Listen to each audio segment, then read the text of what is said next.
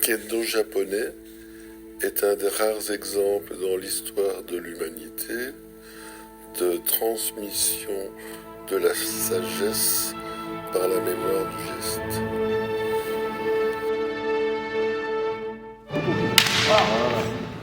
J'ai résisté.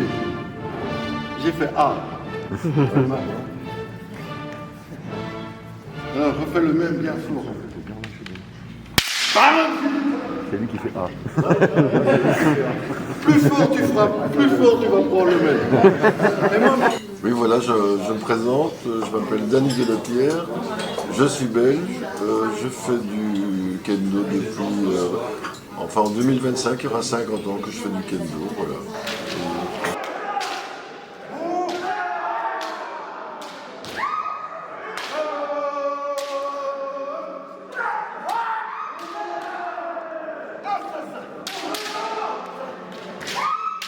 Le kendo, pour faire simple, c'est une escrime japonaise. Donc c'est une tradition japonaise qui s'est surtout développée après la Deuxième Guerre mondiale et qui a été diffusée un peu partout dans le monde. Ça se pratique avec un sabre en bambou, puisqu'en fait le mot ken signifie le sabre et do signifie donc que c'est une méthode, un chemin pour... selon les propres dires de ceux qui l'ont fait, pour faciliter les rapports humains, améliorer la personnalité des gens, que les personnes puissent s'épanouir dans la bienveillance et le rapport à l'autre. Mais non, le kion, c'est pas cool. Si ici, moi, je vous amène 18e dan et que vous devez faire le kion avec eux, vous n'allez pas faire ça cool, hein? Parce que si vous faites ça cool, ils vont solidement vous secouer. Je pense que je peux vous donner une approche. En fait, c'est fondamentalement, si on regarde ça de l'extérieur avec un visage plus contemporain, c'est une relation psychodramatique. En fait. C'est un psychodrame. En fait. Alors, évidemment, la qualité d'un psychodrame, c'est ce qu'on utilise, je pense, parfois dans certaines thérapies. Quand vous avez un problème avec une situation, on vous la fait revivre, mais vous savez que c'est pas vrai. Et donc, comme on vous la fait revivre, vous finissez par croire que c'est vrai. Donc, en fait, vous pouvez cheminer parce qu'il y a un cadre en fait qui est sans danger. Donc, le kendo est un combat qui peut être considéré comme rituel, mais pour les personnes qui le vivent, ils peuvent arriver aussi à un stade où, malgré que ce soit rituel et que ce soit psychodramatique, c'est-à-dire qu'il n'y a pas de danger, en fait, c'est pas dangereux, ça n'est dangereux entre guillemets qu'émotionnellement. Mais donc ça permet aux personnes de cheminer sans danger dans quelque chose qui n'est qu'un psychodrame, mais il faut apprendre les règles de ce psychodrame, il faut créer des conditions pour que ça se réalise. Donc c'est une des vertus de ce genre d'exercice. En fait. Ça permet de faire des choses qui normalement peuvent être très très difficiles à vivre et en fait de se rendre compte qu'on peut le vivre quand même et que ça ne sera pas dommageable. C'est ça!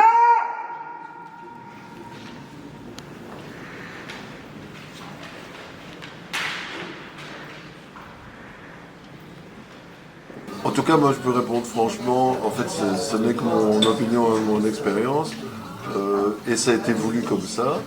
En fait, au départ, c'est une activité, je pense, principalement culturelle, qui revêt des aspects sportifs, donc, puisque c'est physique. Il faut avoir une action physique, il faut apprendre une technique, etc. Mais je pense, surtout après les années, que c'est... enfin, les bienfaits, je pense que sinon je n'aurais pas continué, je n'en ferais toujours pas aujourd'hui.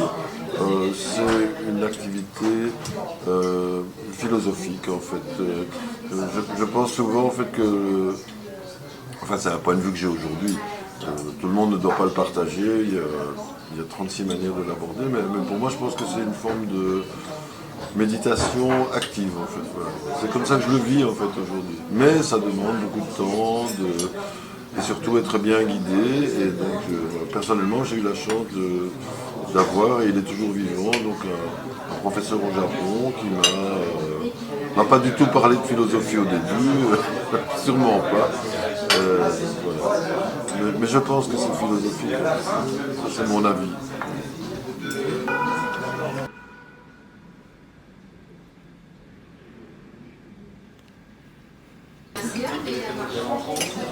Il n'y a pas d'injonction mystique. Maintenant, comme ça concerne à partir d'un certain stade et même assez vite, parce qu'en fait c'est un exercice dans l'adversité, en fait c'est une cérémonie, on va normalement se centrer, mais on va être immédiatement en contact avec quelqu'un dans un simulacre d'agression, en fait, mais qui peut sembler véritable. Donc, ce qui peut ressortir de ça, c'est un ensemble d'émotions, de perceptions. À ce moment-là, si on me dit que certains le ressentent ou le vivent comme mystique, je trouve ça intéressant. Ce n'est pas obligatoire. Personnellement, entre guillemets, je veux dire, au sens commun, je ne suis pas mystique, mais quand je fais du kendo, quelque part, j'ai parfois des, on pourrait appeler ça comme ça, c'est un peu prétentieux, des fulgurances, en fait, où je pense à des choses qui me dépassent. Donc, certains le traduiront par une forme de mysticisme, d'autres pas du tout. Et en fait, c'est libre à chacun. Mais la pratique elle-même amène à des émotions parfois très particulières. Ça, c'est mon avis. Comme ça,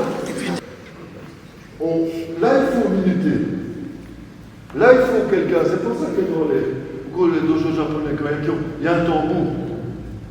Toum, toum, toum. Et l'autre, il regarde. Toum, toum, toum. Alors, entre. Il faut se calmer. Dès qu'on fait une activité culturelle, en fait, il existe un vocabulaire, une grammaire. On peut inventer des mots si on veut, mais c'est bien aussi de commencer par apprendre à parler, apprendre à comprendre les concepts en les pratiquant. Donc, c'est faire des phrases. Donc, le kata, c'est un enseignement préformé par la mémoire du corps qui doit faire des gestes dans une forme de... Alors oui, pourquoi pas, la danse, la danse est un art et c'est pas qu'on dit une chorégraphie, c'est pas... je trouve que ça ne peut pas être perçu comme quelque chose de méprisable, c'est extraordinaire, une chorégraphie. Nous avons eu la chance, quand j'étais plus jeune, on a eu la chance, et il y a des amis en France aussi qui ont pu faire ça, on a participé comme... un pratiquant, un spectacle de ballet. À l'époque, on a un chorégraphe très célèbre qui s'appelait Maurice Béjart. Il avait fait une œuvre qui s'appelait la Messe du vin.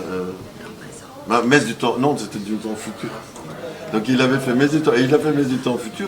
Et comme Maurice Béjart était un chorégraphe, était passionné aussi de culture mondiale, il aimait beaucoup le Japon.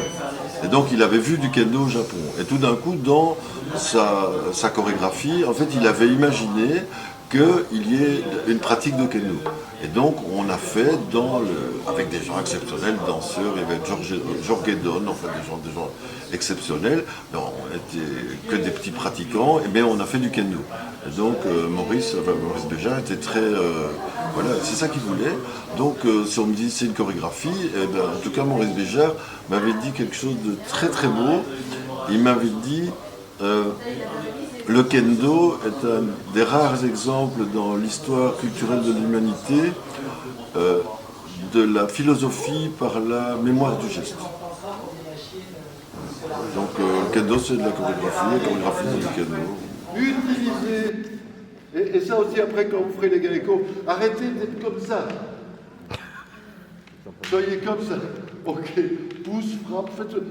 Dans la tradition, on va dire une sorte de philosophie liée au zen, au shinto. Donc le sabre, en fait, est passé, selon eux, d'après ce que j'en sais, d'une notion de sabre de mort. Donc en fait, d'une sorte d'outil de mort. Hein. Un sabre, c'est pas rigolo. Un cutter non plus, une lame de rasoir non plus. Voilà, on peut se faire très mal, on peut se suicider, on peut tuer quelqu'un, ça coupe. Donc le sabre est un objet de mort. Mais transformé par la philosophie, la sagesse, le sabre peut devenir le contraire. En fait, c'est un objet de non-violence. En fait, c'est peut-être un peu curieux. Donc voilà, je pense que c'est pas du tout. Moi, je vois pas de regard assassin. Je n'adhère pas du tout à ça. Ce qui ne veut pas dire que parfois on n'y va pas joyeusement. Voilà, comme dans n'importe quel... Vous regardez des matchs de tennis ou vous regardez un match de football, j'ai toujours étonné par le vocabulaire quand on dit « il a crucifié le gardien ». Ils sont censés jouer avec un ballon, mais enfin, crucifier le gardien, c'est pas possible.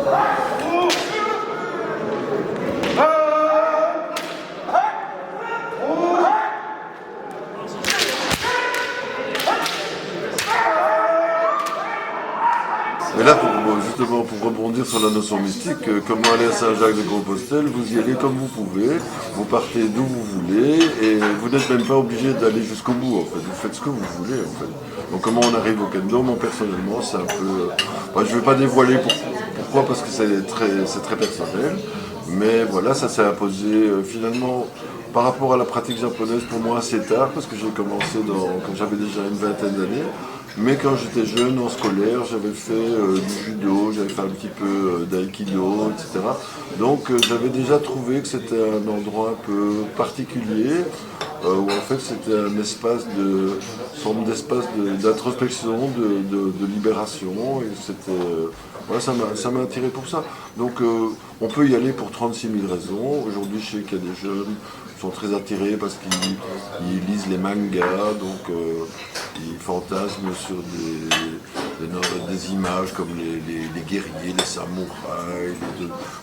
Mais ça n'a pas d'importance. Comment dirais-je, tous les chemins mènent à Rome, donc, ou pas.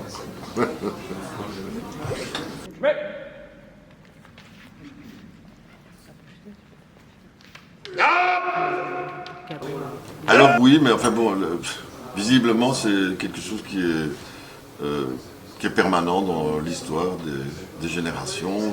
Toutes les générations vous diront c'était mieux avant. Je ne suis pas sûr que ce soit mieux avant, c'est différent, ça évolue.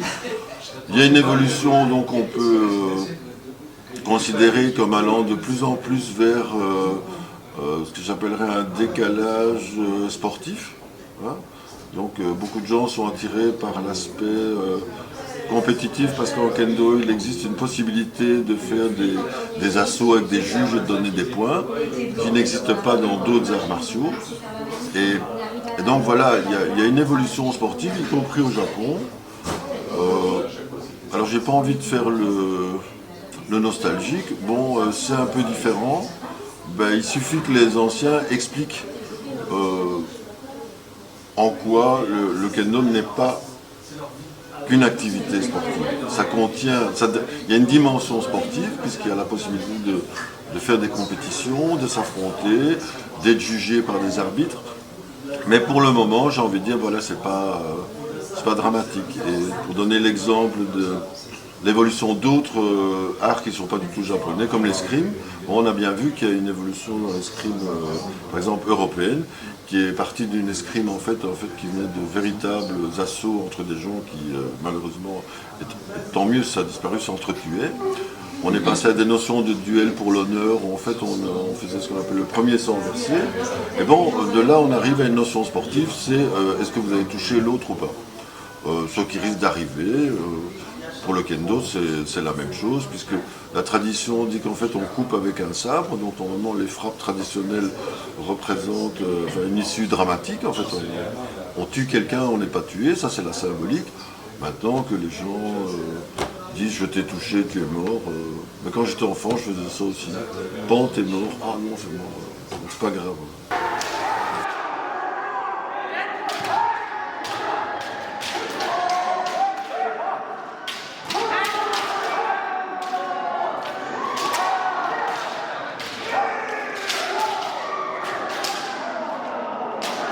Non, ma réponse, ça n'a pas d'importance, mais personnellement, je n'en ai aucune.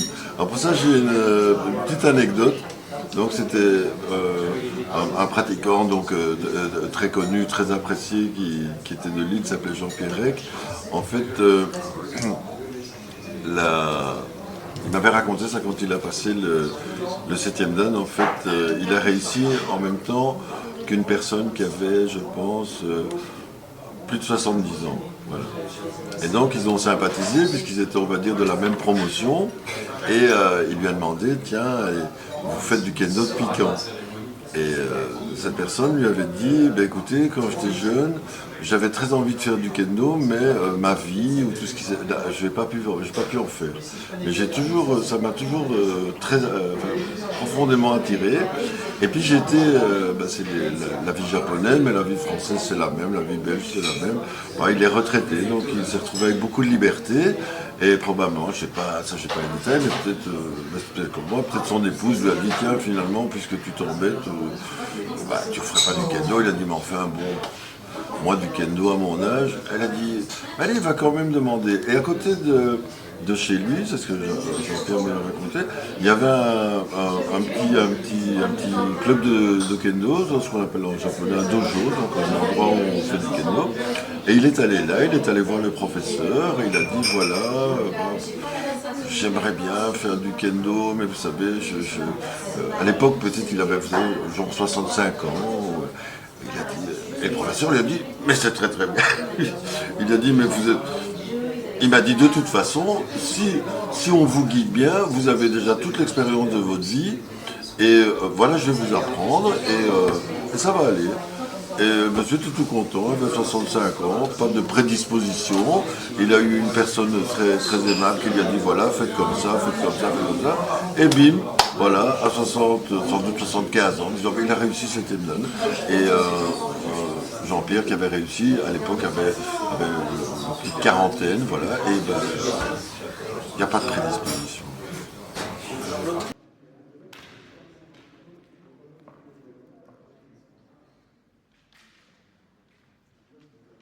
Et donc, quand j'étais plus jeune, j'ai eu la chance d'avoir la visite vraiment d'un professeur très très très très connu, donc qui s'appelait Ono Sensei, qui était 9e dan, qui est un professeur vraiment célèbre de l'université Kokushikan à Tokyo. Donc c'était un monsieur déjà, bon, c'est plus que la fleur de l'âge, c'était au summum de... Et donc voilà, moi j'étais chargé de m'occuper de lui. C'est-à-dire de voir s'il avait tout ce qu'il lui fallait et de le conduire à l'hôtel, aller le chercher à l'hôtel, l'emmener au restaurant. Donc voilà, un jour après un entraînement, il avait l'habitude, je prends avec moi, et je savais quel restaurant était prévu. Je vais avec lui et on s'installe au restaurant, mais les autres pratiquants n'étaient pas encore là. Ils étaient occupés, ils n'étaient pas encore arrivés. Lui, il m'avait dit on y va. Alors, je ne parle pas vraiment japonais, mais je comprends quelques mots. Je me débrouillais. Et donc on arrive au restaurant, je suis avec lui à table, il y a la table qui est préparée, personne n'est là. Et puis je lui demande, avec le peu de japonais, je dis, monsieur le professeur, vous voulez quelque chose? Alors tout d'un coup, il me dit oui, ice cream, je veux une glace. Alors on est en Belgique, alors je demande, je dis, vous voulez avec du chocolat? Donc je commande, vous savez, cette glace s'appelle une dame blanche. Une dame blanche, je sais pas si moi j'ai pris une dame blanche, je sais pas. Et il mange sa dame blanche. Voilà. C'est curieux, déjà j'étais étonné que quelqu'un commence par le dessert, mais enfin il est ça qu'il avait envie. Et puis j'ai dit, ça va, c'est ça que vous voulez quelque chose là? Et il me regarde et me dit, spaghetti. Bam, ok, donc j'appelle le garçon, je dis, s'il vous plaît, un spaghetti bolognaise, voilà. On lui amène le spaghetti, il mange son spaghetti avec vraiment bonheur. Et puis je le vois, alors je lui demande si ça va. Il me dit, je dis, vous voulez encore quelque chose? Oui, ice cream. Bam, je recommence.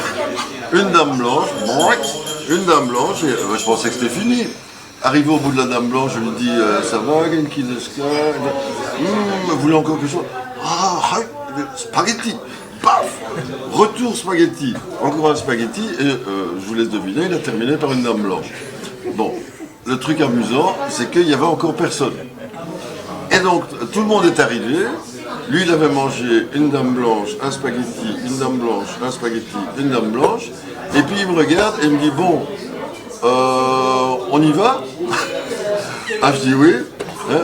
Kimaska, je dis oui, on teru, hop, on se lève. Il dit à tout le monde comme ça, bye bye, bonne nuit. Et j'étais le ramener à l'hôtel. Voilà. Moi, je trouve ça drôle, mais... Je me suis dit à l'époque, j'étais jeune et je croyais que j'étais très libre et très subversif. Je me suis dit, ça je serais incapable de faire. Et lui, il l'a fait, mais alors impeccable. Pas d'hésitation. Et il était très content. Il est rentré à l'hôtel, je l'ai amené jusqu'à la chambre. Il était content, il m'a dit merci, arigato, tout le bazar.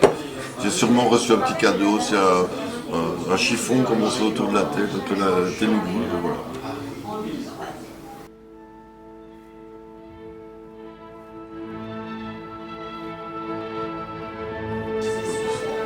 n'a plus de bière, alors santé.